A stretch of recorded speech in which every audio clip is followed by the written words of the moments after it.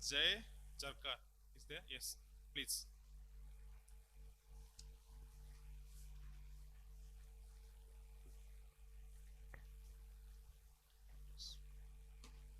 Good morning. Should I start? You have 4 minutes. Yes. Good morning. My case is a rare case presentation of ocular tuberculosis and bilateral conjunctival and retinal granuloma. So, introduction: tuberculosis is the leading infectious cause of morbidity and mortality worldwide, with significant prevalence in developing countries. However, extrapulmonary manifestation can be seldom seen in a few patients with disseminated tuberculosis or with localized disease. This manifestation depends on various comorbidity and immune status of the patients. The clinical presentation of the extrapulmonary TB is atypical and can be challenging to confirm, often leading to delayed diagnosis and treatment. This is particularly true with ocular TB. We present a rare case of ocular tuberculosis with bilateral conjunctival and retinal granuloma. My patient is a 26-year-old patient with the chief complaint of growth in both the eyes from past 2 years and gradual diminution of vision in both eyes since past 1 year.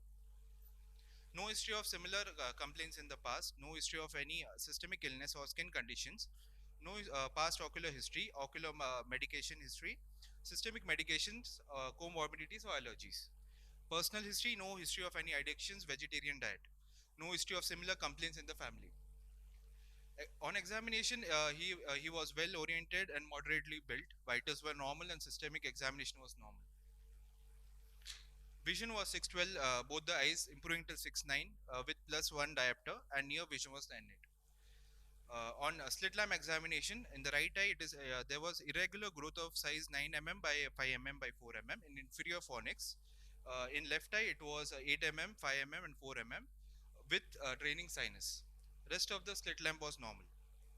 In posterior segment, in the right eye, in the periphery, there was a yellowish mass at 6 o'clock position of the size 3 disc diopters, which was suggestive of choroidal granuloma.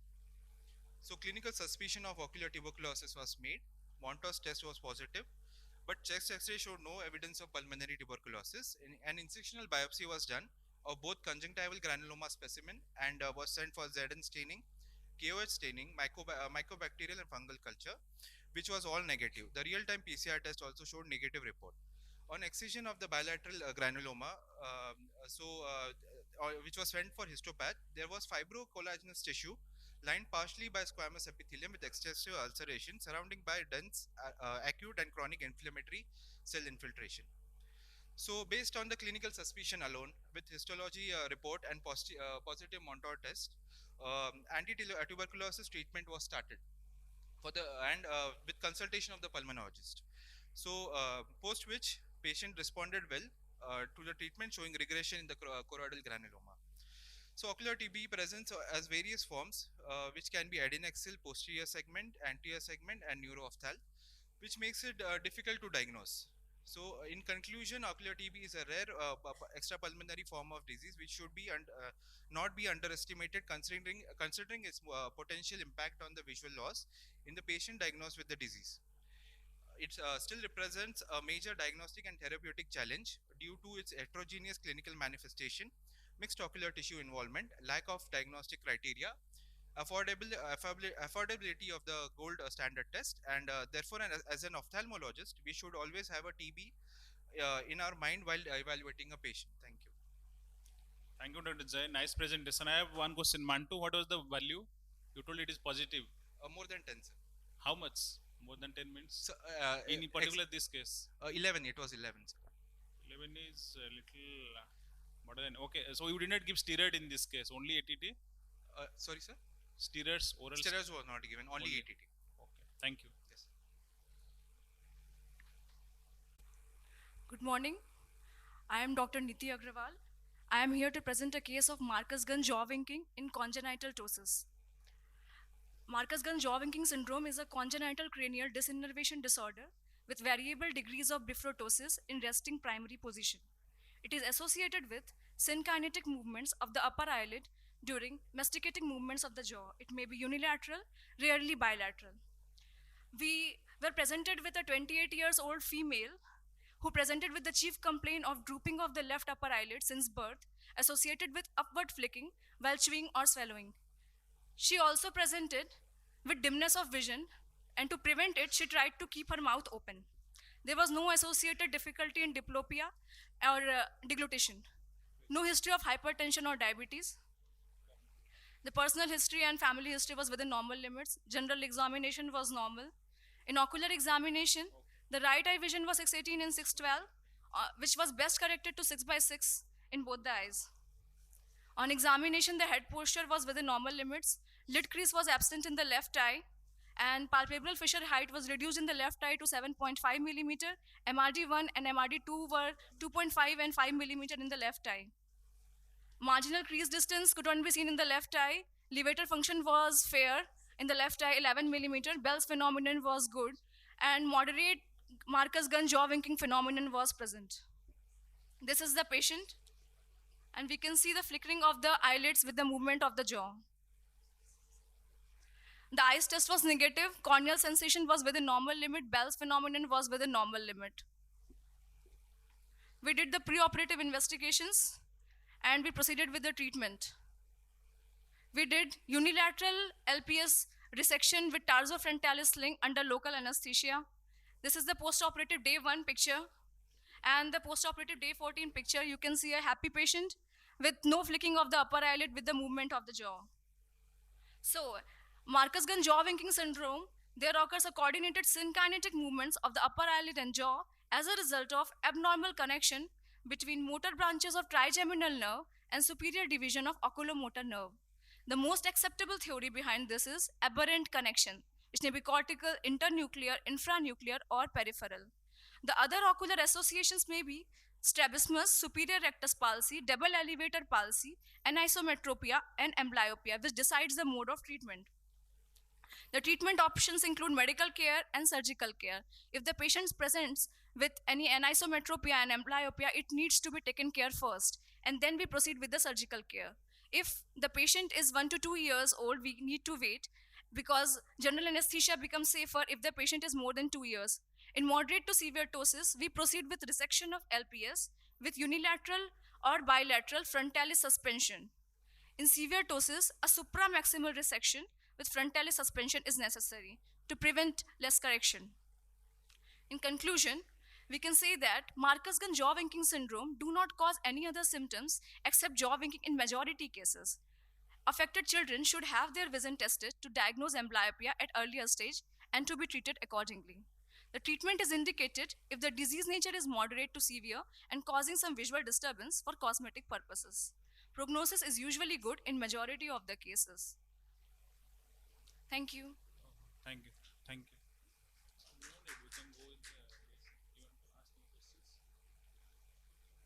No questions. Good presentation. Please carry on.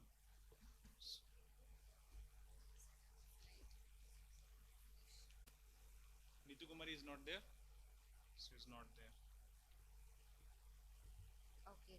Then impact of COVID lockdown on the trends in pediatric ocular trauma, Dr. Lavanya.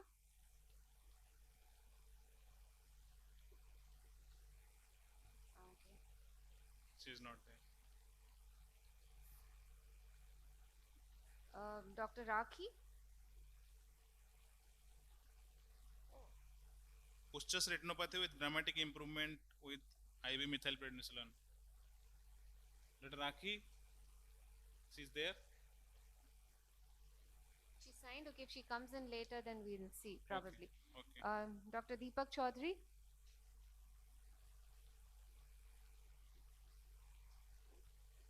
Dr. Divya Shri.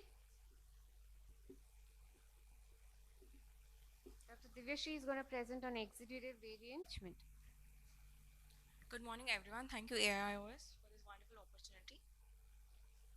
So I'll be presenting about the exudative variant posterior sympathetic ophthalmia, presenting with passary layer detachment. A 30-year-old male patient presented with history of painless loss of vision since 3 days in his right eye, and he had sustained a penetrating ocular injury to his left eye and had undergone corneoscleral tear repair a month back. At presentation, his vision in right eye was counting fingers close to face, and left eye had no perception of light and was in pre-phthalmic stage. His anterior segment examination of right eye showed presence of circumciliary congestion. Cornea was normal, with normal anterior chamber depth, with cells of 2 plus, and pupil was sluggishly reactive. IOP was 20 millimeters of mercury, and anti-VEGF phase showed 1 to 5 cells. And examination of the left eye, he had circumciliary congestion, sutured corneal tear, and shallow PACD with hyphema, and due to which the rest of the details was not able to assess. So this is the colored fundus photograph of his right eye, showing a normal optic disc with multiple yellowish patchy area in the retinal background with loss of foveal reflex. And when the fundus fluorescent angiography was done, there is multiple hyperfluorescent lesions was seen, which increases in size and intensity in the subsequent plates. So when the OCT was done, this shows the picture of optic disc and the macula. There is a large series elevation of the retina and intraretinal split with hyperreflective echoes, and there is disruption of the myoid zone and accumulation of the fluid in between them with the detachment of the ELM, showing as bacillary layer detachment.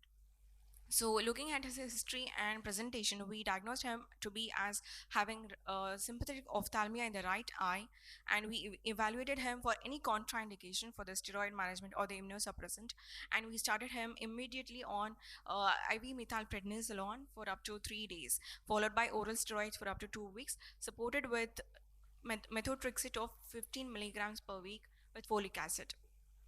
So these are the subsequent visits that he had, and the OCT scans showing the resolution of the subretinal fluid in the OCT scans. So at the end of 3 months follow-up, we came to know that his vision was good enough, which was 6/9 N6, and inflammation was cleared and exudation had resolved. Discussion: though the anterior chamber and anterior segment inflammation is seen predominantly in sympathetic ophthalmia, our case had predominant posterior segment involvement, and imaging of severe exudation shows characteristic bacillary layer detachment recently, which is described in with HD OCT in uveitic conditions as seen in our case. Starting on early treatment like IV steroids and immunomodulators helps in gaining back the vision to 6/9 at the end of 3 months. Conclusions: severe exudative form manifests early in the course of disease. Advent of newer investigating modalities like OCT aids in diagnosing and serial monitoring of its resolution with the treatment. And these are my references. Thank you. That's a good paper. How long is your follow-up? 3 months? Mom, actually, it was very sad to see that he had actually succumbed to death due to the COVID. So we could hardly follow him up to 3 to 4 months.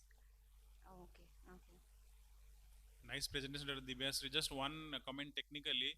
The patient's details should be de-identified. You have cropped all these images, but the MR number and part of the name we can see from the images. So you have to take care of that. Okay. Sure, Otherwise, nice presentation. Thank you. Thank you, sir.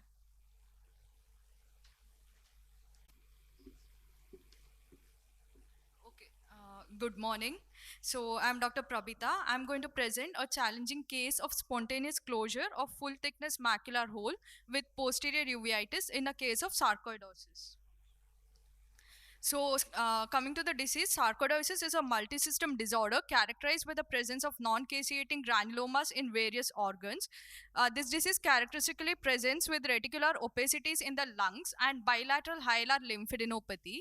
The prevalence of ocular involvement in systemic sarcoidosis ranges from 12 to 76%, with ocular involvement being the presenting symptom in 30 to 40%. The most common being uveitis and conjunctival nodules.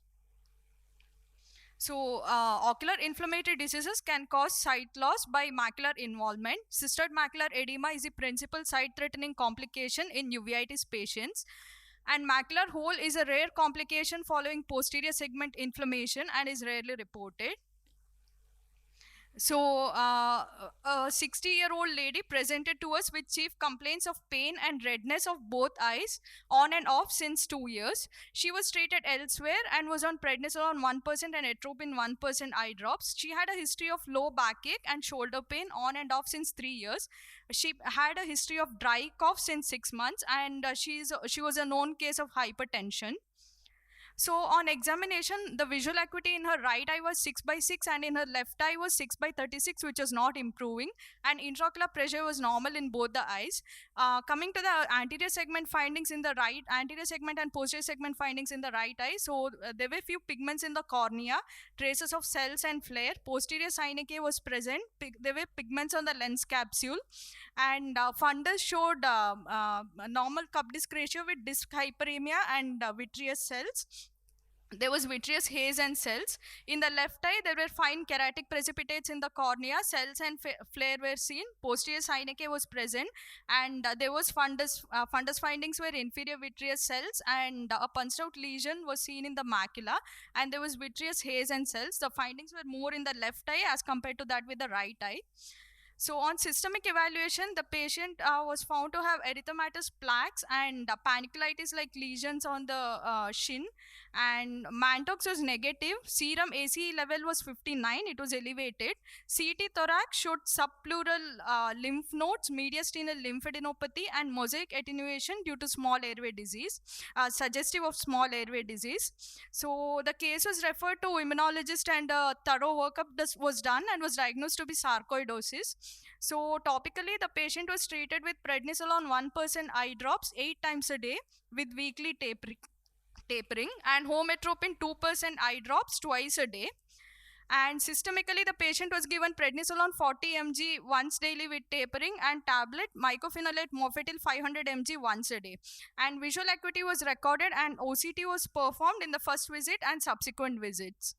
So this was a OCT finding. At presentation, in the left eye, you can see that vision was 6/36. There was a macular hole clearly seen in the OCT, and after 6 months, we can see that the macular hole has closed. So the occurrence of macular hole linked to posterior uveitis is an uncommon but possibly underestimated cause of sight loss. Etiological treatment seems to lead to macular hole closure in most such cases, and OCT is a very useful tool for assessing the evolution of these cases. So on literature search, we found that there are 3 articles which describe the formation of macular hole following posterior segment inflammation, and this was a duration of closure. So there was only one case which was previously diagnosed, which was reported by Nicholas Bonin et al. So which had sarcoidosis, treated with oral steroids, and it closed in 3 months. So in our case, an elderly female patient presented to us with panuveitis with full thickness macular hole, and on systemic evaluation was diagnosed with sarcoidosis. Following treatment with steroids and systemic immunosuppressive therapy, there was control of systemic panniculitis and reversal of systemic changes with reduction of inflammation and spontaneous closure of full thickness macular hole with improvement in visual acuity. Thank you, sir. Very nice presentation, Pratibha. Images were really good. Did you consider surgery at around 3 months or something like that? No, ma'am. In the serial OCTs, we found that the macular hole was actually resolving. So we waited for it to resolve. That's why we did not think about surgery. Inflammation had subsided by Inflammation by then. was subsiding, ma'am. Yes, ma'am. Thank you. Nice presentation, Dr. Pavita. This case highlights that all the cases of macular hole does not need, we should not jump to surgery immediately. They have nicely managed, and congratulations. Thank you, sir. Thank you. Hello. Good morning, everyone. I'll be presenting a case on recurrent cystoid macular edema. So a 37-year-old male presented to us with recurrent episodes of pain, blurring of vision and redness, and photophobia in the left eye since 8 months. There was no history of any floaters, fever, joint pain, back pain, history of any trauma or any similar complaints in the past. Patient gave a vague history of any intermittent skin lesions and oral and genital ulcers in the past, which were treated on its own. So his symptoms started 8 months back when he consulted a local ophthalmologist, where he diagnosed as a uveitis and was treated with topical steroids. But after stopping of the steroids, there was recurrence of symptoms. So the patient visited another ophthalmologist. Due to the recurrent uveitis, he underwent VDRL, TPHA, and pathogy test, which were negative. And so the patient was treated with topical and systemic steroids, but even after that there was not much improvement. So there was a recurrence of uveitis, and he consulted a third ophthalmologist, where MON2, ANA, rheumatoid factor, and CRP was done, which was found to be negative. But at this visit, toxo, IgG, and IgM was found to be positive. So the patient was treated as toxo and with the Bactrim, azithromycin, and systemic steroids. And with this, there was some improvement, but eventually, after decreasing the dose of the steroids, there was again a recurrence. So the patient finally landed with us. So when he landed, the vision in the right eye was 6, 6, and 6. In the left eye, it was 6, 18, and 10. And there was right eye examination was normal, whereas left eye showed some cells and fine KPs, and the intraocular pressure was normal, and the fundus shows only macular edema, and rest of the fundus was normal. So this is the OCT. Right eye OCT is normal, whereas left eye is showing some cystoids in the uh, some steroids. So the patient was treated with steroids, and the patient was reviewed after 2 weeks. There was improvement in the vision from 618 to 69. The uveitis has reduced, and the macular and OCT was done, which shows there is improvement in the cystoid macular edema in the left eye as well. So we had asked the patient to review after 1 month, but the patient had a COVID infection, so he landed up after 2 months. There was drop in the vision again in the left eye to 618. There was recurrence of the uveitis, and this was the fundus photo at that moment. Only there is presence of cystoid macular edema in the left eye. There was no features of any intermediate or posterior uveitis at this moment. We went ahead and did an OCT. There was recurrence of the cystoid macular edema, but at this time there was an SMD. So due to the presence of recurrence of cystoid macular edema, we underwent and did an DFA.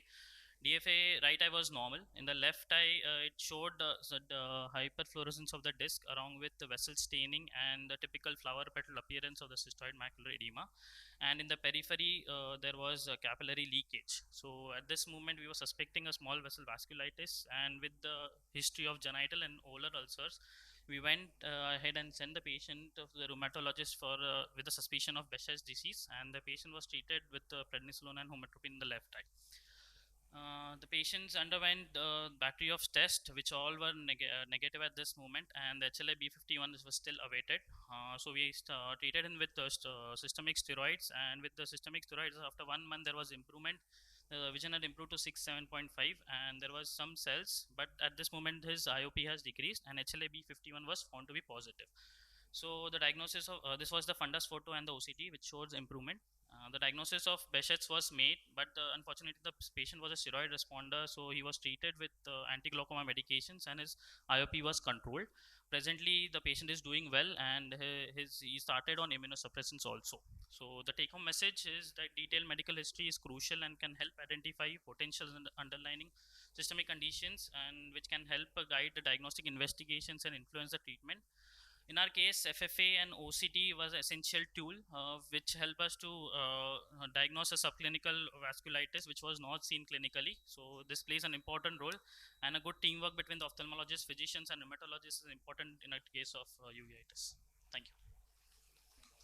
Very well presented, Dr. Vineet. Did you consider instead of oral steroids, Ozurdex at any point?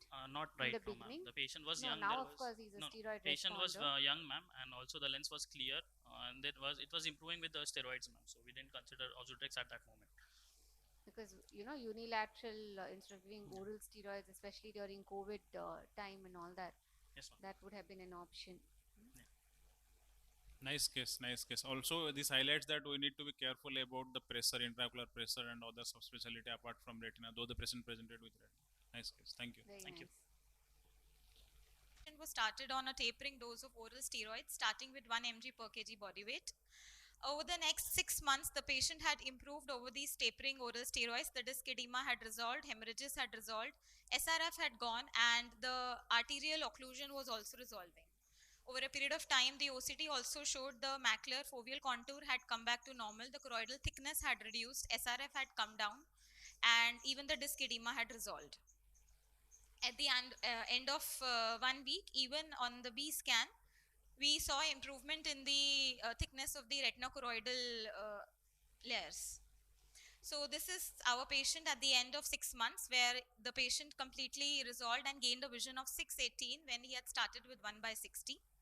Some hyperautofluorescent changes were seen in the macula, and the OCT showed thinning of the retina. There are very few cases reported which show concurrent branch retinal artery occlusion with posterior scleritis. One of them was reported by Dr. Shukla, where he said that this inflammation from the optic nerve head and the posterior sclera can go on continuously to the branches of the central retinal artery and cause the occlusion. Similar two more reports had also been published. So basically in these cases, timely history, examination and treatment can salvage the vision in these patients. Thank you. Very well presented, Isha. Did you get COVID antibodies done for this patient? Was it during that time? No. This patient presented some 6 months back only to us actually, not Okay. really that time. Okay. Because we've seen all kinds of vascular occlusions, with various But presentations. posterior scleritis would, in COVID, why would? We've had patients with exudative CDs, choroidal detachments Okay. with post-COVID, with everything else being normal, and we've treated them with steroids. It's been published in IGO also Okay. recently. So just varying manifestations. So just curious whether that was looked at. All right. I think we should keep that in But mind. anyway, treatment would be the same. Yes. Very well documented. Thank you. Dr. Isa, you submitted this case somewhere else for publication? No, sir, not yet. You must proceed You with, should, or yeah. you should, one VRSI image competition is going on. Manisha Madam is Yes, there as a I know, secretary. sir. And your hospital, the montage is very good. I have always told in that VRSI meeting. So you can submit it there Sure, also. I'll do that. Okay, nice Publish, documentation. publish. Thank you, sir. Publish, thank you. Publish first. I'll publish it. Yeah. We're going to call on Dr. Kinjal Shah. What lovely images, Very nice. Oh, that's right.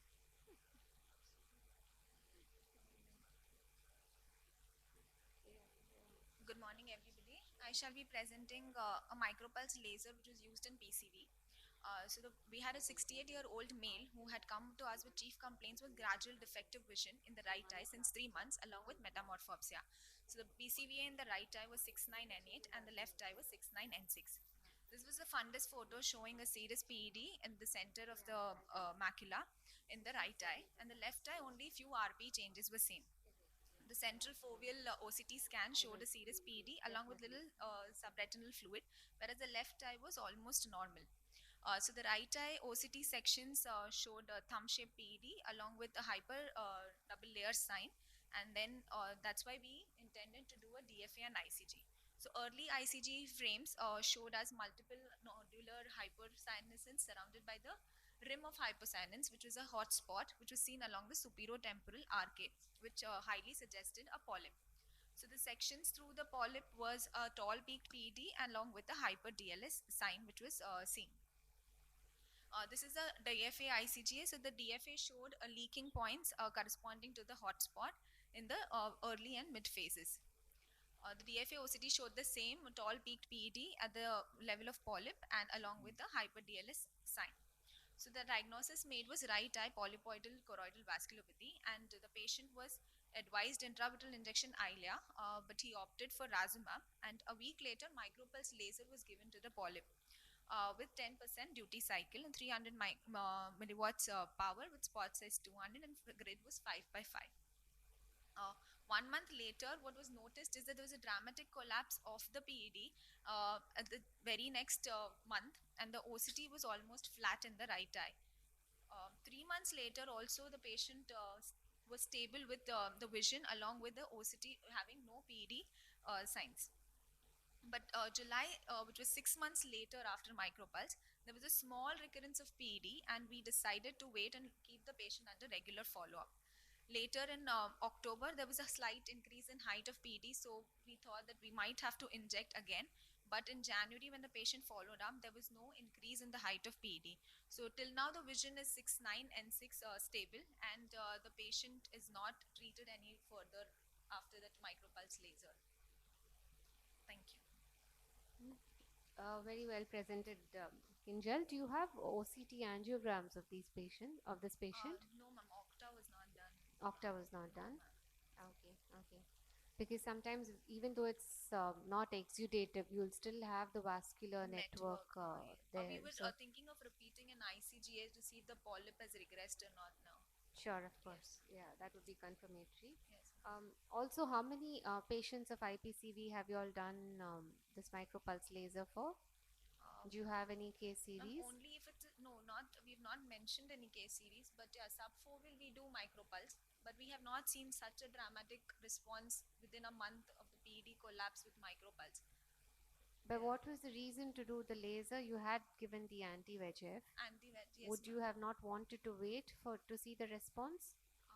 yes, ma'am, but micropulse is given along Sure. with it. So was this yellow laser or Yellow laser, yes. yellow? Yellow. Sure. Dr. Kinjal, probably micropulse is a safe and cool laser. That's why you went ahead with that. Yes. But any possible mechanisms why that PED collapsed with micropulse laser? What is the mechanism you think? That is still yet to be found out. That's what. Okay. Sir, yes. Thank you. Thank you. To one and all. So I'll be presenting a case of a 24 years old female who presented with us with complaints of gradual painless diminution of vision in her left eye since 3 months. Her visual acuity was 1/60 and there was no improvement in it. So on seeing her fundus, we saw a very large juxtapapillary yellowish white lesion, which was approximately 3 disc diameter by 3 disc diameter in size. And it had some calcification and subretinal fluid, which was encroaching the fovea. On seeing the autofluorescent image, we can see some hypoautofluorescent regions which show the calcified area in red, and some hypoautofluorescent area which signifies the decalcified area shown in blue. So on doing the OCT and OCTA, we can see a very large choroidal lesion with which is shown with the red arrow, and this is a hyporeflective lesion with hyperreflective dots, which has overlying RP atrophy, some CNV formation, intraretinal pockets, cystic pockets, and this CNVM net can again be observed on OCTA. So on doing FFA and ICG for this patient, we can see early patchy hyperfluorescent choroidal filling pattern with a late diffuse staining. And on ICGA, we can see a early hypocynescence followed by diffuse multifocal hypercynescence. And it becomes confluent in the later transits. On doing the B scan imaging, we see a slightly elevated choroidal mass, which is highly reflective even at low gains. And there's a very characteristic sign which shows shadowing and sound attenuation, which is known as the pseudo-optic nerve sign. And this one is very characteristic of this disease. So all her systemic investigations were within normal limits and there was no evidence of any systemic associations. So a diagnosis of left eye choroidal osteoma was made. And the patient was given left eye intravitreal injection of aflibercept. After 6 weeks on follow-up, we can see signs of resolution setting in. Her visual acuity, though, was still the same. But if we observe closely at the OCTA images, we can see there is some regression of the CNVM net.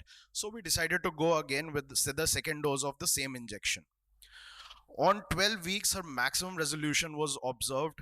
Even her visual acuity improved to 6/60. The CNVM net regression was also there.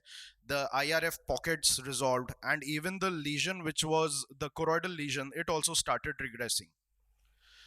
But after that, due to some reason, she was lost to follow-up and she had a delayed follow-up on 22 weeks, where we can again see the recurrence of SRF and IRF was there.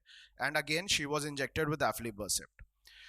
And after 26 weeks, we can again see that there was resolution. So patient is still now kept under very close observation, and now TTT is planned for her. So basically, choroidal osteoma is a rare benign ossifying tumor, which is usually juxtapapillary and macular areas. It is unilateral, has a predilection for young females, and very important, there should be no established systemic associations. Generally, we can see CNVMs, serous retinal detachments, sometimes hemorrhages, a choroidal mature cancellous bone are few of the signs of the disease process. Tumor decalcification and resolution can be seen, and it shows a yellow-gray atrophic area, overlying RP, choriocapillary atrophy. If this is present, the patient will have a very poor visual prognosis.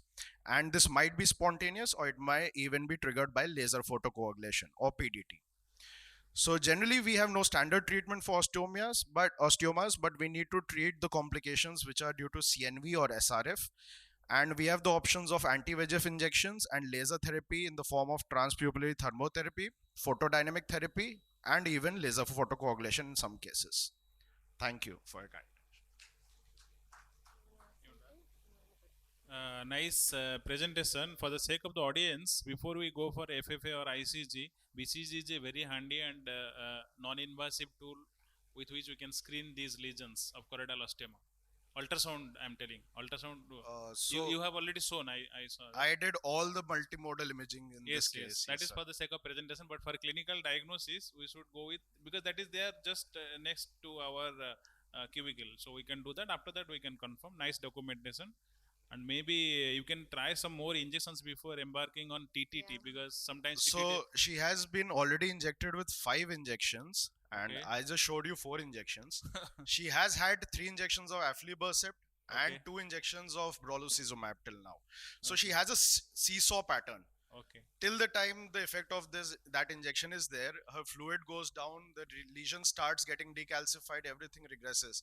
But as soon as that effect wanes off, again those changes come back. So now we were thinking that since CNVM net is also regressing, why not try the laser therapy? Might halt her things or not. Okay. But what was the interval between the injections? Approximately 6 weeks, ma'am. We follow up every 6 weeks, apart from one point. Aflibercept.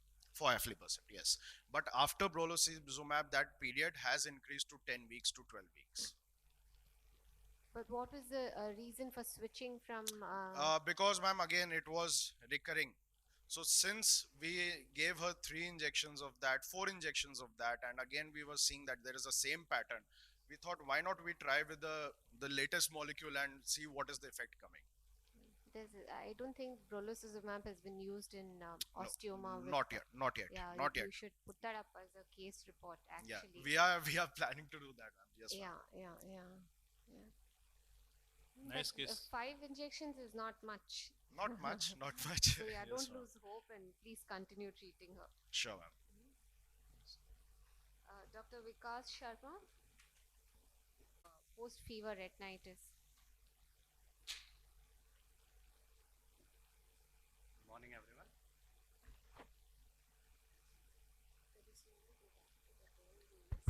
Post-fever retinitis is an infection or a para-infectious uveitis, which is characterized by multifocal cotton wool-like spots, lesion predominantly along the vascular arcade and posterior pole of the retina. Lesion generally manifests around 2 to 8 weeks following a fever episode. Etiology is either viral or bacterial.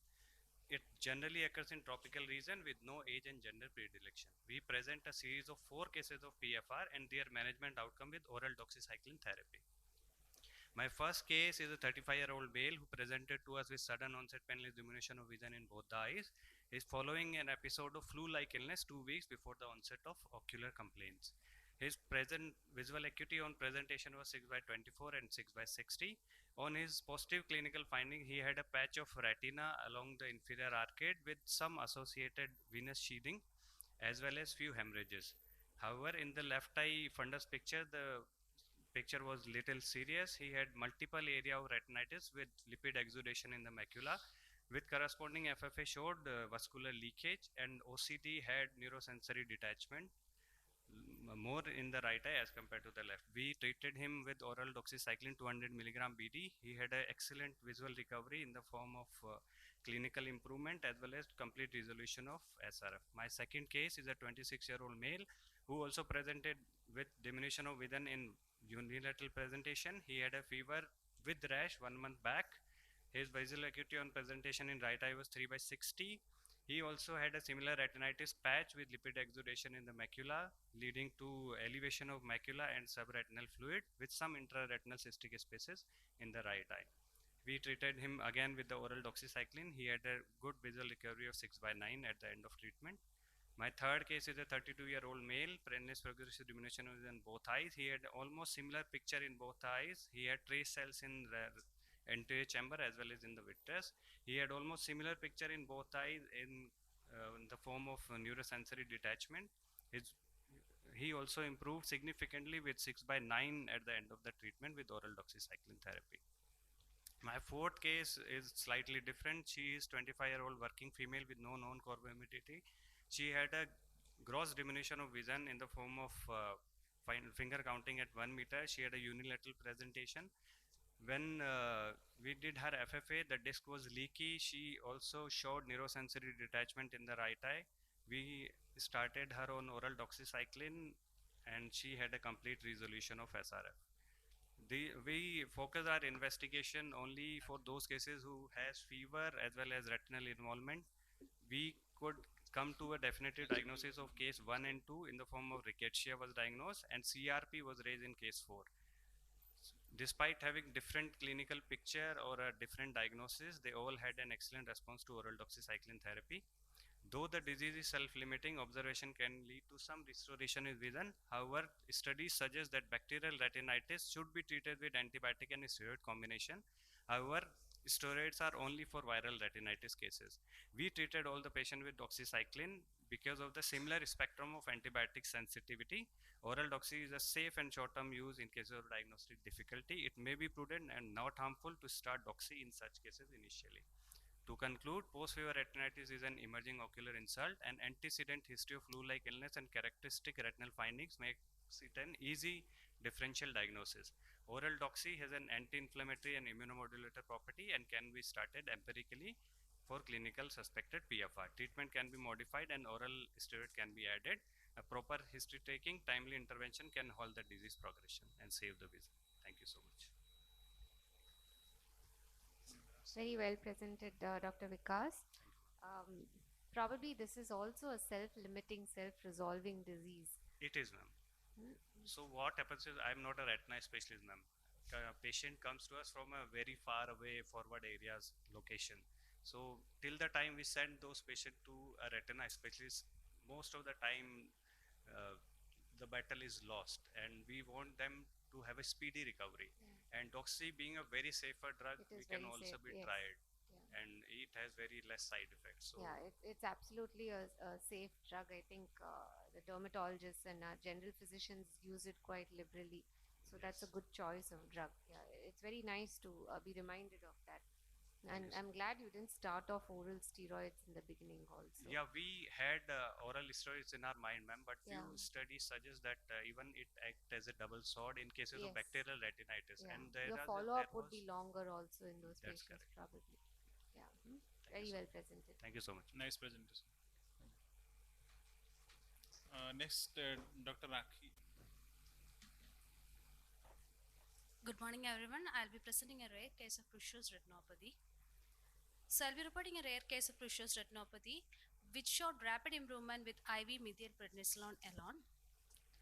So PR, first described by Australian ophthalmologist Mark Prussia in the year 1910, it was encountered as a case of traumatic retinopathy following head trauma, which was associated with vision loss. Initially, he coined it as angiopathia retina rheumatica. This is classically a retinal manifestation of mechanical trauma elsewhere in the body and presents with acute vision loss. Incidence is about 0.24 per million per year, and it is bilateral in nearly 60%. However, since the retinal signs are transient, the diagnosis initially missed, the correct diagnosis can be only inferred retrospectively.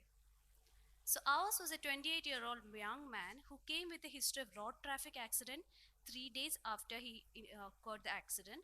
He complained of sudden defective vision in both the eyes, but he had a history of defective vision in his left eye since childhood.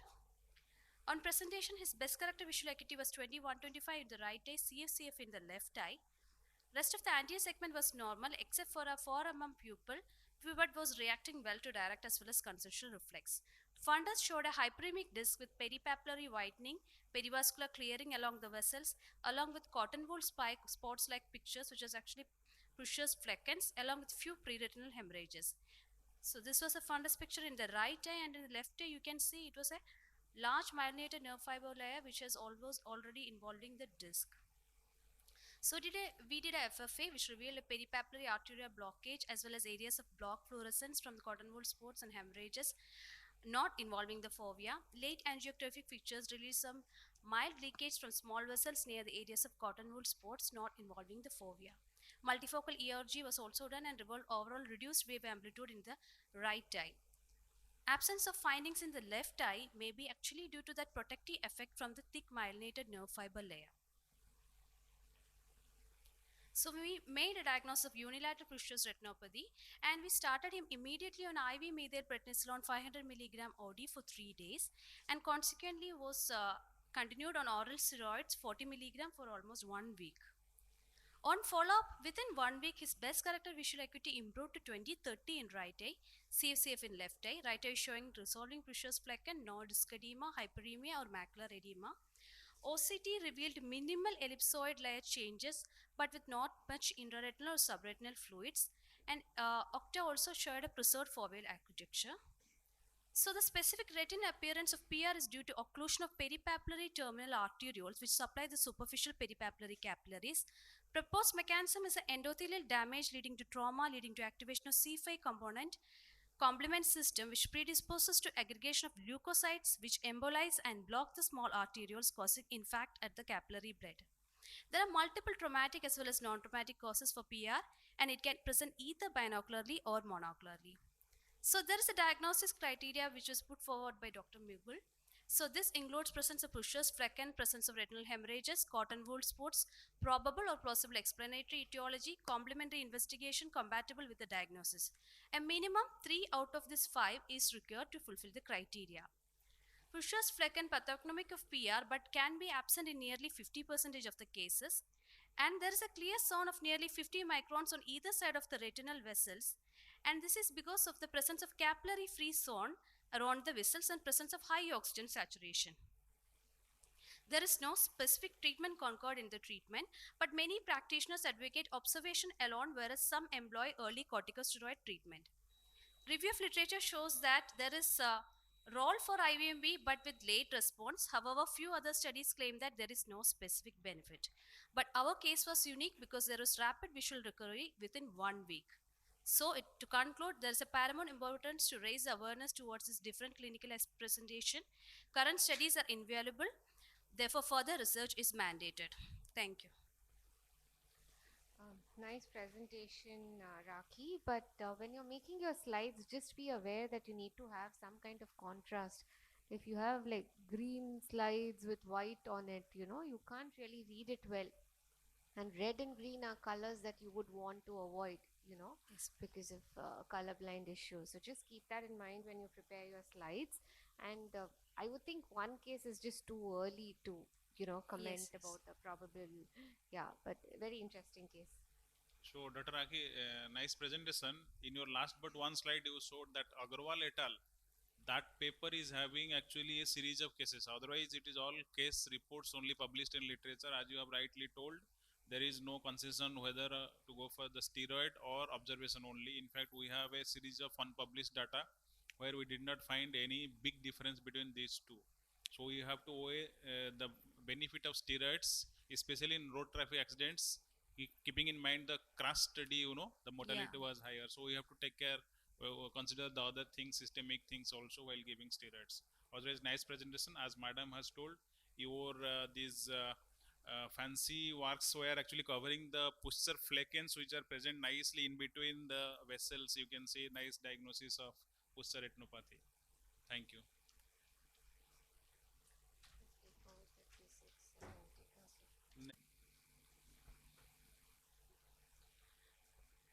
Good morning, everyone. So I'll be presenting a series of 3 cases of Gaucher's-like retinopathy. The first case was a gentleman aged 18 years who had underwent hemicolectomy for carcinoma of the colon, and on the third post-op day, he complained of decreased vision bilaterally. He was a hypometrope of 5 diopters. His visual acuity was 6/60, and otherwise the anterior segment was normal. The fundus showed patchy areas of retinal whitening, predominantly in the peripapillary region. OCT revealed inner retinal thickening corresponding to the region of the white patches and subretinal fluid in both eyes. We could not give intravenous steroids because of the risk of wound infection, since he had recently undergone hemicolectomy, and FFA also could not be done as he was quite debilitated. But just with observation, his vision had improved to 6/18 in both eyes. Case 2 is of a 70-year-old gentleman who came with sudden onset of bilateral loss of vision along with headache, and he was a hypertensive on treatment since 2 years. His visual acuity was hand movements in both eyes. Otherwise, there was just senile immature cataract in both eyes. On fundus examination, there was extensive retinal whitening in both eyes over the posterior pole and peripapillary region, along with a cherry red spot-like appearance in both eyes. He also complained of headache, and on systemic examination, there were cord-like temporal arteries which were present. OCT of the both eyes showed inner retinal thickening bilaterally. So on systemic examination, his ESR was 55 and CRP also was raised. And FFA we could not do. MRI otherwise was normal. And because of the temporal cord-like arteries, a temporal artery biopsy was done, which showed features suggestive of temporal arteritis, giant cell arteritis. So we started him on methylprednisolone, intravenous, followed by tapering dose of oral steroids. Although we started on steroids, after 1 month, his visual acuity had not improved much. It was just 1/60. The third case is of a 53-year-old lady who presented with gradual loss of vision in one eye. She was a known case of hypothyroidism. Otherwise, the ocular examination was normal. The OCT showed retinal thickening of the inner layer, but we lost her for follow-up. Her vision was 1/60 in the right eye. Left eye was 6/36, improving to 6/12. And we started her on oral steroids. This is the right eye photo, which shows patchy whitening, areas of retinal whitening in the right eye. Left eye looks grossly normal. And on 1 month follow-up, her vision had improved to 2/60 with oral steroids. So Pursh's retinopathy is an occlusive microvasculopathy associated with trauma. It results from embolism or occlusion and other mechanisms like complement-mediated white blood cell aggregation. When it is because of non-traumatic causes, it is called as Pursh's-like retinopathy. Usually they're present with bilateral reduction of vision, and the fundus findings include cotton wool spots, intraretinal hemorrhages. Purchase flecken are, though considered to be pathognomonic, occur only in 50% of the cases. And the fundus changes usually resolve within a few weeks, but not all patients regain normal vision. Treatment of the underlying cause may not be always possible, and the outcome of treatment with corticosteroids do not have established role in the improvement of the vision. So this case series demonstrates the need for awareness of Pursh's retinopathy and Pursh's-like retinopathy and recognition of the pathognomonic features to arrive at the diagnosis. Very well presented, Dr. Gladys, and this shows how systemic evaluation of patients is very essential when you make ocular diagnosis. Picking up GCA is probably life-saving also for that patient, though vision didn't improve much. Nice case. I think we discussed many things from your slide in the previous case, back-to-back posterior retinopathy. Thank you. Thank you, sir. That Niharika. Okay. Good morning, everyone. The aim of my presentation is to discuss long-term outcome of pediatric cataract surgery in infants. So while IOL implantation is the norm in case of adult cataract patients, in case of children and especially infants, it's a topic of controversy. While the results of infant efficacy treatment study do not favor IOL implantation in less than 7 months, probably because of high rate of adverse events and subsequent surgeries. They advocate that the patient should be left aphakic and subsequently be treated with contact lenses. But in scenarios like ours, poor compliance with contact lens use and poor hygiene does not make it a suitable option.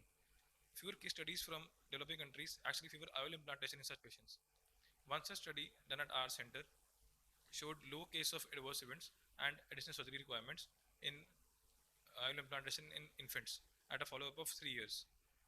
This study is actually a follow-up, 5-year follow-up of the same patients. The primary objective was to study the visual outcome, and secondary was to study the number of complications and the need for secondary interventions in such patients. This was a retrospective study done between 2010 and 2016, and all the patients of congenital cataract who underwent IOL implantation with a minimum follow-up of 5 years were included. But in those in whom IOL could not be implanted were excluded. So after an informed consent, The parameters which were evaluated for these patients included visual acuity, a change in axial length, myopic shift, and other complications such as intraoperative and postoperative complications.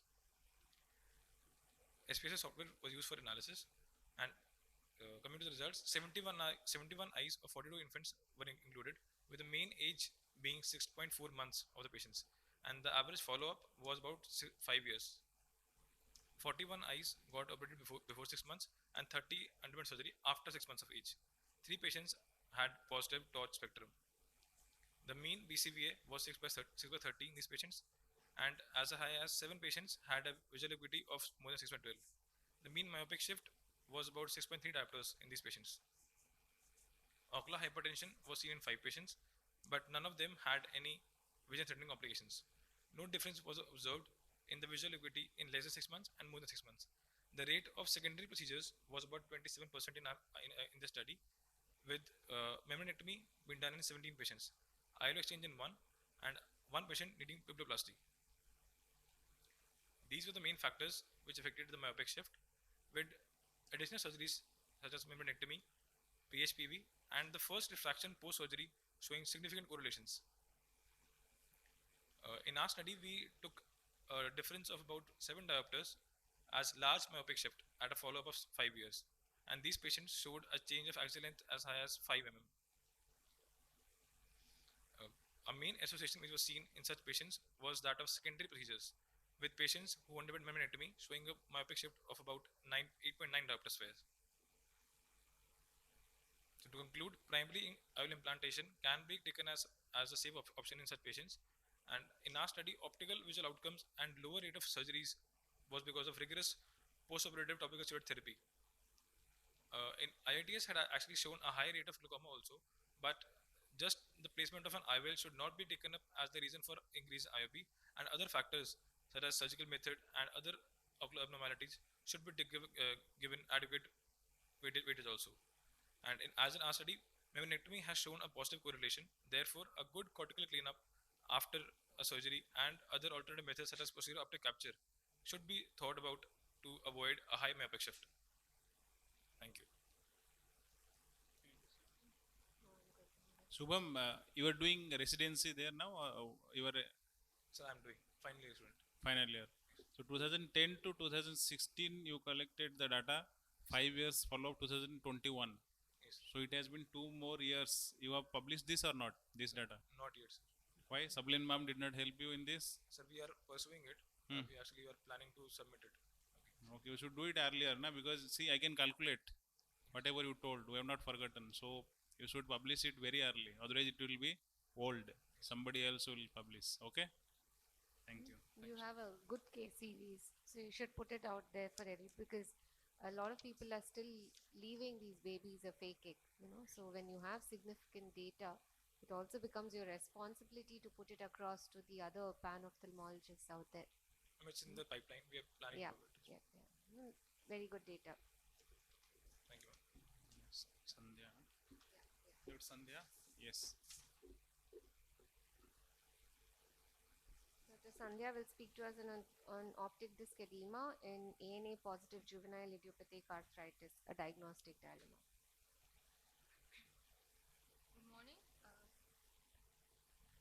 I'm presenting a case of optic neuritis in an ANA positive oligoarticular juvenile idiopathic arthritis with chronic anterior uveitis. GIA, it is the commonest autoimmune condition associated with childhood uveitis. Chronic anterior uveitis is present in 83% of them, with median age of presentation of 5 years, and highest risk is seen in oligoarticular arthritis. Our case is a 8-year-old boy who presented with progressive painless diminution of vision of right eye since 2 years. His vision in right eye was finger counting close to face, and left eye it was normal 6 by 6. Intraocular pressure was within normal limits, and his right eye had complicated cataract with seclusive pupillae with band-shaped keratopathy. He's a known case of ANA positive oligoarthritic GIA on tablet method Rexet. And he underwent right eye lens aspiration with anterior vitrectomy with the PCI in bag with posterior subtenons and intravitreal triamcinolone acetate. Immediately in post-op period, he was started on systemic and topical steroid and antibiotics, and his vision improved up to 6/9 with normal optic disc and macula. But later, after 6 weeks, his vision decreased to 6/24 with low IOP of 4.3 millimeter of mercury with grade 1 and AC reaction and grade 3 vitritis.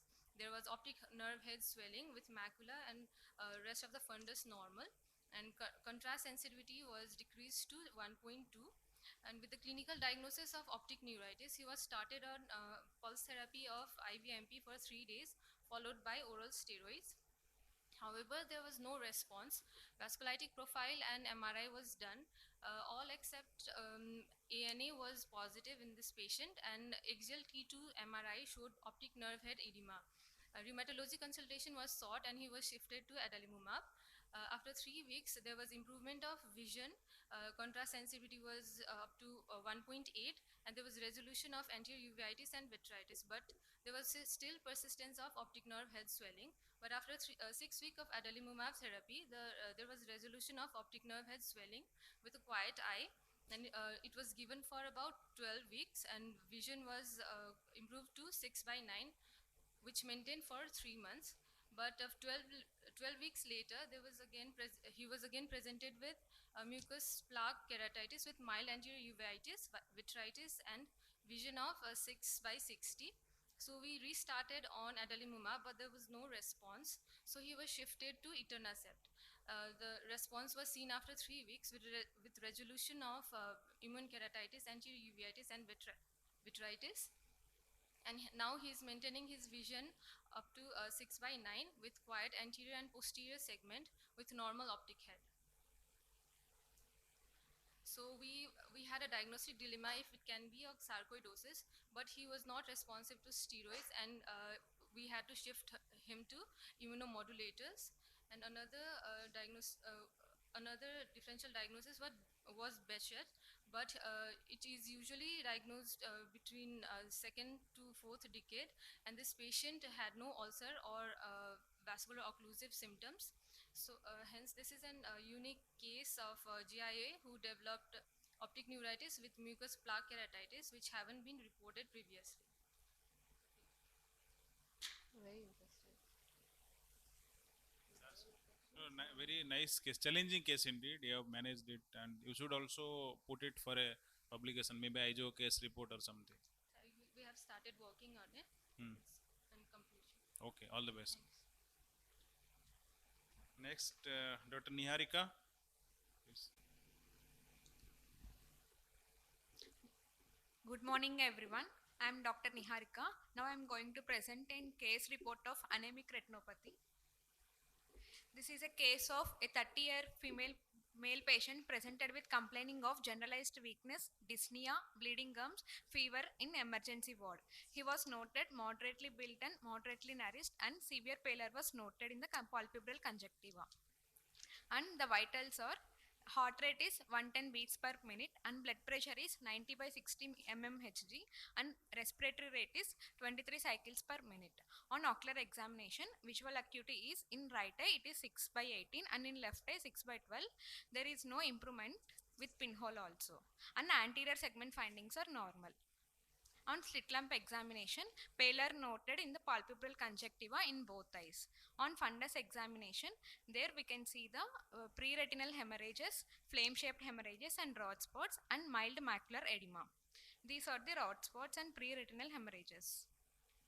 On blood investigations, the HB is 3.8 gram per dl, and RBC is 0.95 into 10 power 12 per liter, and WBC is 3.2 into 10 power 12 per liter, and platelets are 24,000, and B12 levels are 161 picogram per ml.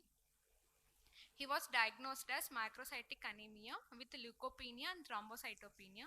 So we can see the pancytopenia, which is due to the nutritional deficiency. He was then treated with 2 units of packed cell volume and 2 units of PRP, B12 and iron and folate supplementation.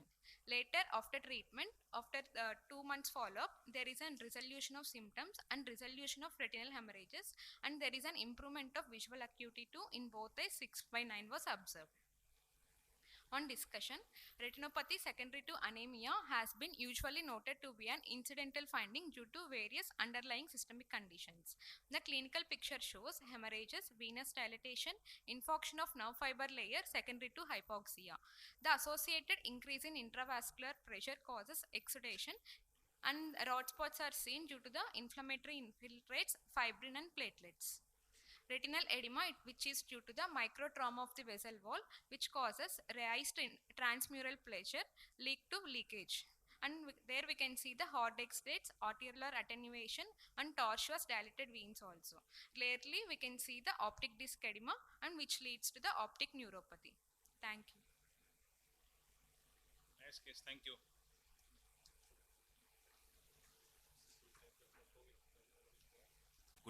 Good morning, everyone. Today I'll be presenting a case of acute bilateral spontaneous serous detachment secondary to ocular toxoplasmosis manifestation. A 16-year-old female presented to us with gradual loss of vision in her right eye since 2 days. There was no history of any steroid usage or cough, fever, or any other systemic illness. Her anterior segment evaluation was normal, with right eye showing +1 cells and the left eye occasional cells. On posterior dilated fundoscopy, we found that she had neurosensory detachment involving the macula in her right eye, and the left eye was within normal limits. In the interest of time, I just arranged all the OCT follow-ups in one slide. Her best corrected visual acuity was 618 in her right eye, and left eye was 6.6. We advised her to undergo further investigations, and we gave her NSAID drops for the right eye. Within 5 days, she came back, now with complaints of decrease in vision in her left eye, 6.9. And we did the OCT, and we found that there was vitreous cellularity with elevated foveal contours and serous detachment in both eyes now. So, and we did FFA also on the 5th day. As you can see, there is neurosensory detachment in the retinal picture, and there are pinpoint leakages in the mid phase with pooling of dye in the late phase in both the eyes. Her investigative panel was predominantly normal, except for toxo IgM, which was equivocal. So based on the clinical findings and the investigation panel, we decided to start the patient on tablet azithral and tablet Visolon. She came back for a periodic follow-up in the next 3rd and 4th week, and we found that she had significant clinical improvement with resolution of the detachment and 6.6 vision in both her eyes. This is the differential diagnosis. Show your FFA. Yeah.